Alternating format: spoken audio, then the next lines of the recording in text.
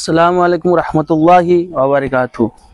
ইয়ালি মাদাত আল ইসলাম, আশা করছি আপনারা সবাই আল্লাহর বিশেষ রহমতে ভালো আছেন, সুস্থ আছেন। তো আজকের এই ভিডিওটি আপনাদের সামনে খুবই গুরুত্বপূর্ণ হতে চলেছে এবং আজকে জানাদের সম্বন্ধে কথা বলবো। তানারা হচ্ছে আল্লাহ যাদেরকে খুবই অনেক সম্মানে সম্মানিত করেছেন এবং জানারা আমাদের সঠিক পথ দেখাবেন, জানারা আল্লাহর বানানো হাদি বা ইমাম এবং যারা আল্লাহর বানানো খলিফা। তো আপনারা হয়তো বুঝতেই পেরে গেছেন আমি কাদের সম্বন্ধে এই কথাগুলো বলতে চলেছি।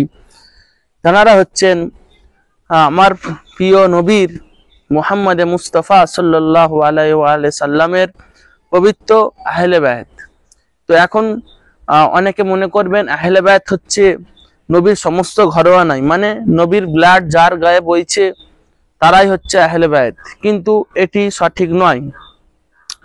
নবীর ব্লাড বইলেই যে আহলে বায়ত উনি ওটা নয়, কারণ আহলে বায়ত আছে জানারা মাসুম, জানাদের কোনো গোনা নেই এবং জানাদের সম্পর্কে কোরআন বলছে ইনাদের থেকে আল্লাহ সমস্ত নাপাক এবং নাপাকি দূরে রেখেছেন, সমস্ত রিজস দূরে রেখেছেন। আহলে বায়ত হচ্ছে তানারাই। তো আমরা যেহেতু হাদিস থেকে দেখতে পাই, রাসূল খুদা সাল্লাল্লাহু আলাইহি ওয়া সাল্লামের হাদিস থেকে দেখতে পাই যে সে আহলে বায়ত হচ্ছে 12 জনা। তার প্রথম হচ্ছে ইমাম আলী আলাইহিস সালাম এবং শেষ হচ্ছে আমাদের আখিরি জামানার ইমাম মেহেদী আলাইহিস সালাম। আল্লাহুম্মা সাল্লি আলা মুহাম্মদ ওয়া আলি মুহাম্মদ আজ্জিল ফারাজাহুম। তো এই হচ্ছে আহলুল বায়ত। তো আমরা আজকের যে যুগ পড়েছে, আমরা বিভিন্ন কাউকে নবীর ব্লাড হলেই আমরা মেনে নিতে চলেছি বা মেনে নিচ্ছে যে ইনিও আহলে বায়ত। ইনাদের সঙ্গেও মুআদ্দাত করা ওয়াজিব মেনে নিচ্ছে। মুআদ্দাত হচ্ছে ওয়াজিব, কিন্তু সেটি কাদের জন্য? সেটি একমাত্র আহলুল বায়ত মানে 12 ইমামের জন্য, 14 মাসুমের জন্য মুআদ্দাত ওনাদের উপরে ওয়াজিব। কিন্তু আমরা সমাজে একটি এমন আমাদের ভুল এটি যে আমরা যাকে খুশি যার তার প্রতি আমরা মুআদ্দাত দেখিয়ে ফেলছি। মুহাব্বত আলাদা, মুআদ্দাত আলাদা। আমরা মুহাব্বত না রেখে তার সঙ্গে মুআদ্দাত করে ফেলছি।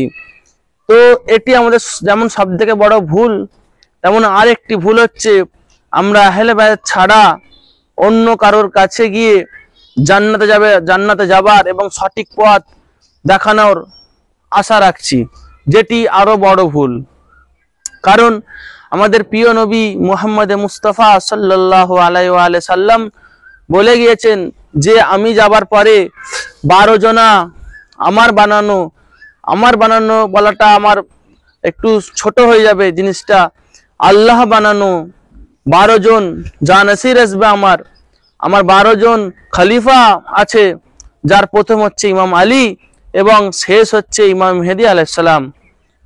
এটি জানার পরেও অনেক লোক ইমাম মেহেদী আলাইহিস সালামের কি বলবো সম্মানের প্রতি আঘাত আনছেন এবং ওনাকে কষ্ট দিয়ে যাচ্ছেন। কেন?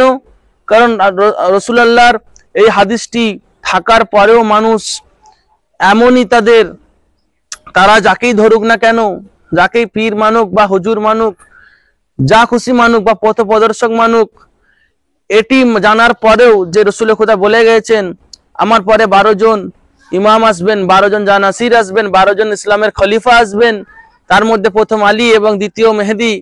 তারপরেও মানুষ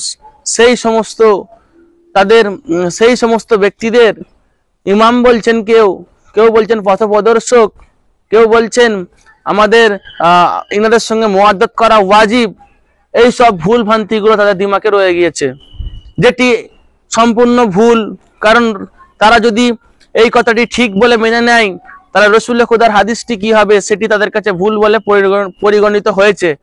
এটি বলার আর কোনো বিষয় নয়, এটি আপনারাও বুঝতে পারছেন। যদি তারা রাসূল খুদার হাদিসকে ছেড়ে ওই জিনিসের উপরে আমল করতে থাকে, সুতরাং তাকে রাসূল খুদার কথা মানলো না। এটি তার সবথেকে বড় প্রমাণ। কত হাদিস দেখবেন আপনি, রাসূল খুদা যেমন বলেছে গাদিরে ময়দানে মান কুনতু মাওলাহু ফাজা আলিউন মাওলা, আমি যার মাওলা আলী তার মাওলা। যদি সেদিনকে মানুষ এই কথাটি মেনে নিত, তাহলে সমাজে বিভ্রান্ত আসতো না। সমাজ আর বিভ্রান্ত আসতো না। আমরা কাদের খারাপ বলবো? আমরা নিজেরাও খারাপ। আমরা মহরম করি 12 ইমামের চাহানাবালা, তারপরেও আমরা 12 ইমামের চাহানাবালা নিজের মুখে বলছি আর পড়ছি 12 ইমামকে ছাড়া অন্য কারো নামাজ, অন্য কারোর শেখানো নামাজ, অন্য কারো শেখানো আমল আমরা তাদের উপরে চলছি, অথচ মুখে বলছি আমরা 12 ইমামকে মানি, 14 মাসুমকে মানি, কিন্তু সেটি নয়। আমরা মুখে বলছি সেটি, কিন্তু সেটি নয়। তেমন আরেকটি বড় হাদিস রাসূল খুদা সাল্লাল্লাহু আলাইহি সাল্লাম থেকে বর্ণিত আছে, হুসেন ও মিন্নি ওয়া আনা মিনাল হুসেন, হুসেন আমার থেকে এবং আমি হুসেনের থেকে।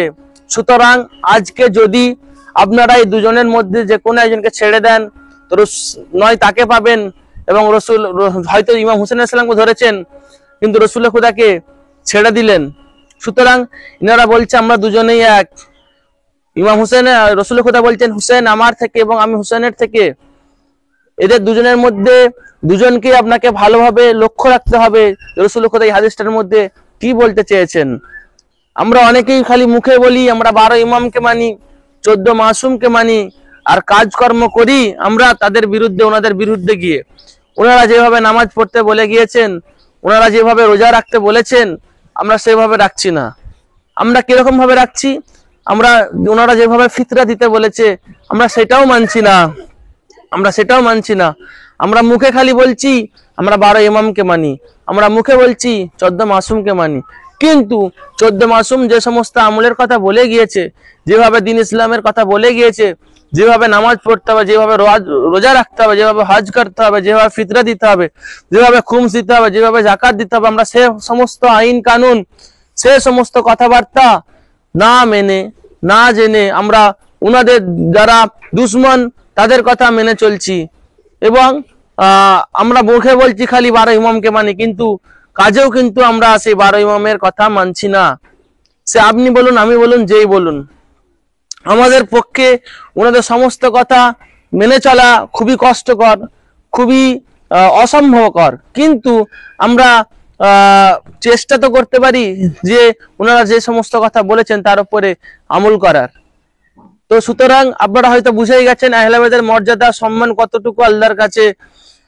আল্লাহ এত সম্মান তাদেরকে দিয়েছে যে আল্লাহ বলছেন কোরআনের মধ্যে যে আমি আহলুল বাইত থেকে সমস্ত রিজ, সমস্ত নাপাকি দূরে রেখেছি। এটি কাদের সার্টিফিকেট? আল্লাহ আজ পর্যন্ত কোরআনে কোথাও বলে গিয়েছেন কি কারোর জন্য? বলে যায়নি। উনি খালি কারোর জন্য বলে গেছে আহলুল বাইতের জন্য, তার মানে তাদের মর্যাদা কত সেটা আপনাকে ভাবা উচিত।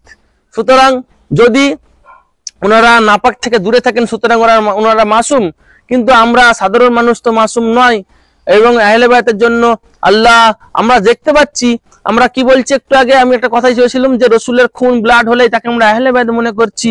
যদি আপনি এরকম পৃথিবী ঘুরে দেখতে চান তাহলে দেখতে পাবেন রসুলের খোদারাও যাদের খুন আছে, যারা নিজেকে সৈয়দ বলে থাকে, তাদের মধ্যেও অনেক কিছুই হারাম আপনি জিনিস দেখতে পাবেন। যদি ভালো করে চোখ খুলে দেখতে যান তাহলে তাদের মধ্যেও রসুলের খোদার বংশধর বলেও তাদের মধ্যে কিছু এরকম জিনিস করছে যেটি ইসলাম বিরোধী। তাহলে আপনি কি তাদের আহলে বাইত বলবেন? না, বলবেন না। সুতরাং আপনাকে ভেবে চিন্তে কথা বলা উচিত যে সবাই আহলে বাইত নয়। রসুল খোদার খুন থাকলেই বা সৈয়দ হলেই তিনি আহলে বাইত নয়। আহলে বাইত ওই 12 জনা, যার প্রথম আলী এবং শেষ মেহেদি। তো আপনার যদি ভিডিওটি ভালো লাগে আপনারা বেশি থেকে বেশি শেয়ার করুন এবং ফলো আইকনে টিপে ফলো করে আমার পাশে থাকুন, কারণ এই ভিডিওগুলো খুবই ইম্পর্টেন্ট। আমি খুব কষ্ট করেই বানাই আপনাদের কাছে তুলে ধরার জন্য। তো আশা করছি আপনারা ভিডিওটি আগে শেয়ার করবেন এবং ফলো করে পাশে থাকবেন। আর আমার এই ফেসবুকের পেজের অ্যাবাউটে আপনি লিঙ্ক দেখবেন, আমার বায়োতে দেখবেন ইউটিউবের চ্যানেলের লিঙ্ক আছে আমার ইসলামিক কিংস নামে। তো আপনারা ওই চ্যানেলে ট্যাপ করে দেখতে পাবেন, ওই লিঙ্কে টাচ করে দেখতে পাবেন আমার ইউটিউব চ্যানেলে সমস্ত রকমের এই ভিডিওগুলো ইউটিউব চ্যানেলে আপলোড করা হয় এবং মহরমের সমস্ত A to Z ভিডিও আপনি ওখানে পেয়ে যাবেন। চলুন কালকে আবার আসবো নতুন একটি ভিডিওর সঙ্গে। আসসালামু আলাইকুম রহমতুল্লাহ বারকাতুহু। ইয়া আলী মাদাত আলাইহিস সালাম।